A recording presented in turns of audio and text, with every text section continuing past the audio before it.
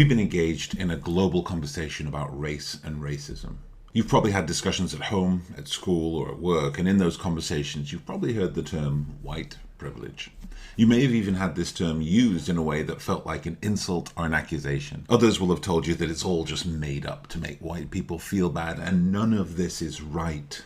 Privilege is a hard concept for people to understand because normally when we talk of privilege, we imagine immediate, unearned riches and tangible benefits for anyone who has it. But white privilege, and indeed all privilege, is actually more about the absence of inconvenience, the absence of an impediment or challenge, and as such, when you have it, you really don't notice it. But when it's absent, it affects everything you do.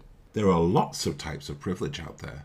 The privilege of being born into a wealthy family versus a poor family is kind of obvious, but then there's the privilege of being able-bodied versus having or acquiring a disability that most of us take for granted. I have two very close friends who are wheelchair users, and I'll be honest, when I first met them, I was completely ignorant about the everyday ways their lives are made harder through no fault of their own.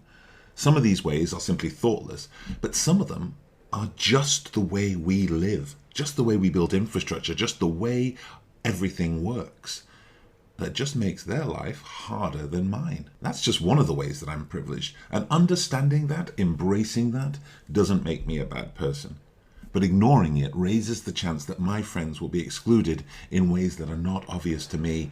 And as their friend, I can't allow that. There's a good chance, as a white person watching this, your life is already hard. Every day you have to overcome some difficulty or challenge just to get by, but you can still have white privilege. White privilege doesn't mean you haven't worked hard or you don't deserve the success you've had. It doesn't mean that your life isn't hard or that you've never suffered. It simply means that your skin color has not been the cause of your hardship or suffering. There is nothing but a benefit to understanding our own privileges, white and otherwise. It brings us closer to those who are different. It helps us be vigilant about the ways we treat others different than us. It helps us make a society that is fairer and more equal. Having white privilege doesn't make your life easy, but understanding it can help you realize why some people's lives are harder than they should be.